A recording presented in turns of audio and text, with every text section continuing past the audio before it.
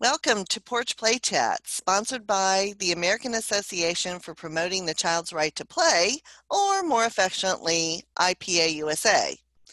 IPA-USA is the USA affiliate of the International Play Association. And as part of our efforts to promote play, we're happy to introduce Porch Play Chats.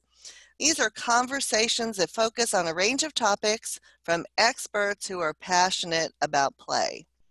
You can find the latest Porch Play Chats and learn more about IPA USA on our website or by visiting Facebook and Instagram. Our website is IPAUSA.org. I'm Deb Lawrence, president of IPA USA, and with me is Lisa Murphy, a board member and an expert on play. Hi, Lisa. Hi, it's nice to be here. I'm looking forward to these. Me too. So today's Porch Play Chat, I'm going to start doing a series of these. And so today is, the whole series is called, is your classroom a classroom where teachers teach or a classroom where children learn? And so the first one that we're going to talk about today is really what's the difference between a consistent routine or a rigid schedule? Because, you know, we kind of get into this rigid thing where I don't know how the clock has so much power, but somehow or another, this inanimate object is controlling us. And so we really have to kind of reflect on that. So first, let's talk about why children need a consistent routine, right? It makes them feel safe. They know how to predict what comes next in a day. It reinforces sort of the routine in the classroom and expectations. You know, like after we have group time or circle time or morning meeting, whatever you call it, then we get to choose where we're going to play. And sometime during that, maybe we can have our snack whenever we're hungry. So it sort of reinforces the expectations and the routine of what comes next and helps children predict. It also builds their self-confidence and independence. They know what's coming next. They know what they're supposed to do next. And it reduces anxiety. So think about when you're going someplace and maybe it's a job interview and you've never been there. You don't know how to get there. You don't know what's going to happen once you get there. Your anxiety level just increases. Sometimes you say, I'm going to do a drive-by, right? You're going to drive by to make sure you're there ahead of time because you're so anxious. Well, that's because it's outside of your routine. And so it also provides opportunities for children to have these wonderful daily rituals. Oh, I know I get to snuggle with my teacher or my parent right now. Oh, it's right before bed and mommy or daddy always read me a book. It's that wonderful, I can sit here and my teacher will play with me. So it's all these sorts of things that are helping children sort of establish this sense of safety and security. But we have to be really careful, because we can get into this rigid routine. And I think we've done that because licensing and some of our external assessors that come in to sort of watch what we're doing in the classroom always want to see a schedule, right? I want to see what's happening. Okay, so you can have a schedule, but it can be a routine without times next to it. What they're looking for is, do children know what comes next? They're not looking for, are you doing circle at 8:45 in the morning and does it last for 15 minutes? So we have to sort of get away from locking ourselves into something that's rigid. So being flexible is really important. Sometimes what I see when I go into classrooms is I see teachers doing lots of large group instruction because we have to stay on time. You know, we have to do this next. We've got to fit all this stuff into a day. And when I ask teachers, what's the hardest time of your day? They tell me transitions. And I'm like, why are you doing so many? So we have to really think about that, right? How does our day actually make it pleasant for us and make it pleasant for children? So we have to be really careful about that. So instead of all of these things, what are the times of day that have to be rigid? You know, the cook is pretty much in control of the whole program. The director may think she is, but The cook is really the person. So when, she delivers a snack or he or she delivers lunch, that's something that you kind of got to do. Based on your playground and the timing on the playground, you might have a pretty rigid time frame when you can be on the playground. So, okay. So lunch, maybe when snack arrives, not when children have to eat it, but maybe when snack arrives, when we have to go to the playground. I don't think there's much else that needs to be rigid. What do you think, Lisa?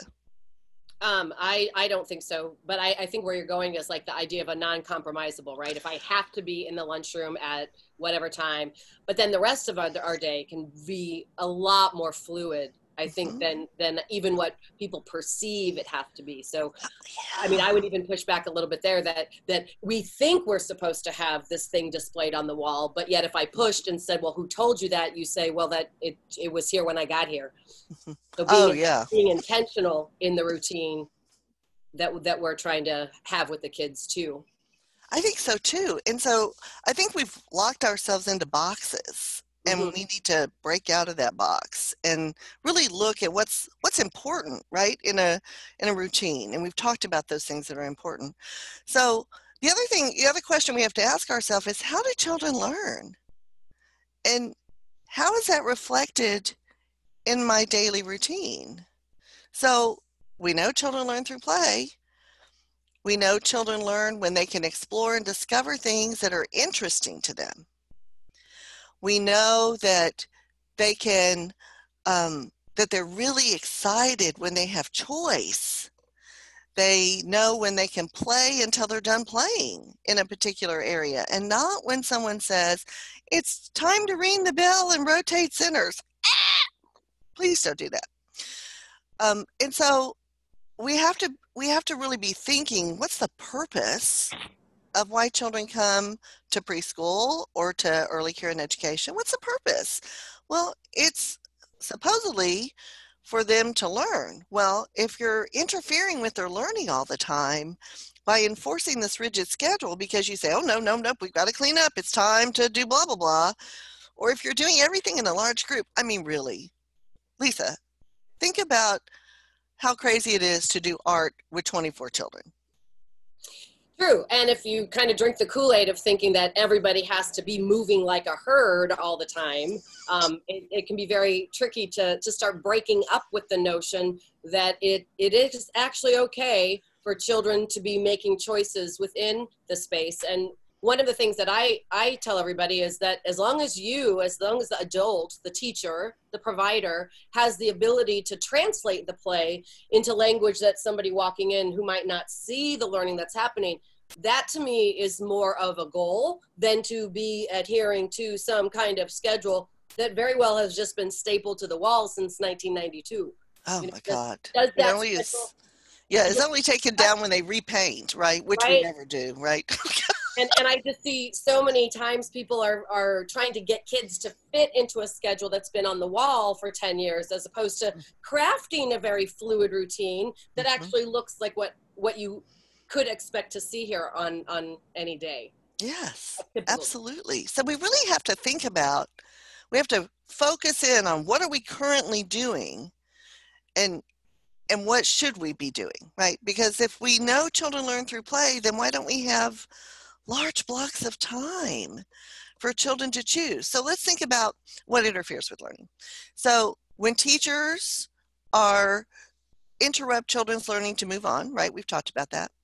When teachers choose where children play, oh my goodness. Yeah, that's not Sarah, oh my, it's not play. That's not where I want to be. Think about when your director or owner or when your boss at work sends you to a conference and says, these are the 3 sessions I want you to go to. And you're like, oh, I'm not interested in any of those sessions. Well, when you force children to go someplace, you're doing exactly the same thing. it's exactly the same thing. You don't like it, they don't either. And sometimes when they don't like it, then behavior problems arise. Exactly. So, that aren't behavior problems. yes, that aren't behavior problems. And, children make mistakes. It's not a behavior problem, right? Children make mistakes. They're little. They make mistakes. But we sometimes create them opportunities to make those mistakes because we're so rigid. So when teachers choose where children play and who to play with, oh, stop it. Really? Must we do that? When teachers limit choices, oh my. So I've been in the classroom and it was free choice time. Free choice. Yay, free choice. And the teacher said today, dramatic play, manipulatives, and art is open. Yeah. That is not free choice. No. No. And if you set up the environment in a way that is developmentally appropriate and set it up with intention based on the ages and stages and interests of the kids who come up on or who are there on a daily basis, in theory, it shouldn't matter where they go and how they spend their time, because if it wasn't something they should be doing, it wouldn't even be in the room. So I've never understood why if it's available in the space, why do I get to be the boss of when you use it? Yeah. I don't understand that. I don't understand that. And it makes your job harder. It makes your job harder because now you're micromanaging and playing cop as opposed to truly being a facilitator in the space.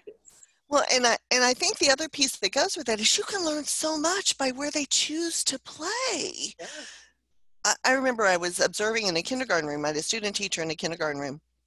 And I was observing in the kindergarten room, and it was the tale of two kindergartens, right? Oh, my God. So the first one, welcome. I'm so glad you're here. Where would you like to play? And children would freely choose where they wanted to play, and the teacher would observe where they were. And she would know better where they were developmentally and what might interest them and how she could get them to do some academic stuff, but in a playful way. Versus the teacher who said, good morning. This was truly the same day, two kindergarten rooms. Sit at the table where your name is and write your name for 15 minutes. Oh, yay. How to get a kid to hate their name. Oh, my God. And to hate writing. Oh, my. So it was like the tale of two kindergartens. It was absolutely ridiculous. And the children were, did anybody write their name? No. No. Nobody wrote their name. They were miserable. Oh, my. So what I want us to think about is being consistent, but not rigid. I want you to think about expanding large blocks of time where children choose, not teachers. I want you to think about not restricting the number of children in a center. This is the other thing that drives me crazy, right? Only 3 people can play in blocks. You know what? If 7 people want to play, make it bigger. That's why those shelves are on wheels. Well, and I see it as never, ever depriving children the opportunity to have a conversation and to practice negotiation and problem solving, right? So it might make, or might be, it perceives, right? I perceive that it's making my job easier by saying only 4 here, only 3 there. But now I'm spending the rest of the day trying to enforce it. So I'm not making my job any easier at all. And I'm depriving children of a very, very, very important opportunity to practice a skill set that they are going to need as they grow. Exactly. And the other big piece is, so I'll tell you another horror story. So I was in a kindergarten classroom, another kindergarten classroom. I'm in them a lot. And the teacher had little clothespins. OMG. And the child had to take their clothespin off of wherever they were going to play. So she had all the centers up on this chart paper. So they had to go get their name and take their clothespin off and put it on their clothing so that she could tell if they were in the center that they were supposed to be in. I have to tell you, I saw 4 kindergartners in a 45-minute period in tears. I bet. The teacher would yell at them if they lost their clothespin. This is not. And I would even go back, Deb. You asked the question about, you know, the goal being of learning, right? Of I think that's how you phrased it. But I would even say that there's a piece of that puzzle that comes prior, which is the relationship and the connection piece. You know, what are our perceived goals, and what do I believe in, and what do I value, and how do I see evidence of that in the classroom? You know, because it doesn't matter how much I want a child to engage in a certain behavior or to learn something. If there's no connection between me, the topic, the child, right, and all those connections this way, It doesn't matter how old they are or what my expectations might be. It's not going to happen because the environment isn't right for that to happen. That's exactly right. So those relationships, think how you're disrupting the development of a positive relationship when you're constantly correcting children. I mean, soon they're going to tune you out and Yeah. go, all she does is yell at me. All she Yeah. does is yell at me. So I want you to think about these things as you're reflecting on your daily routine. Get rid of that schedule. You don't have to put times by it. Nobody can lock you into it. So just think about the flow of the day. Also remember that children can't read what's on the bulletin board, in the classroom, right? So doing a picture schedule Mm. of the flow of the day, so that especially if you have a child that has a difficult time separating, or they wake up from nap and they cry because they want their mom or dad, you can take them over to this picture schedule that's at their eye level, that has pictures of the children in the classroom, going through the daily routine, and you can say, look, we had lunch, and then we had nap, and then we're going to have snack and free play, and then we're going to go outside, and then mom or dad come. Think how much more comforting that is than your parent will be here soon, Mm-hmm. or they're Because coming later. what does that even mean? Yeah, I have no sense of time. So, yeah. So, anyway, I think that's enough for today. But I want you to think about that as you're reflecting on what you're going to do with your routine and how you can build in those large blocks of time for children to choose and to play where they want to play with and to play as long as they want to play into your daily routine. So, for more information and other porch play chats, visit IPA-USA. We'd love you to join us. You can also join us in IPA-USA. And so until next time, thanks for listening and keep playing. Bye-bye. Bye.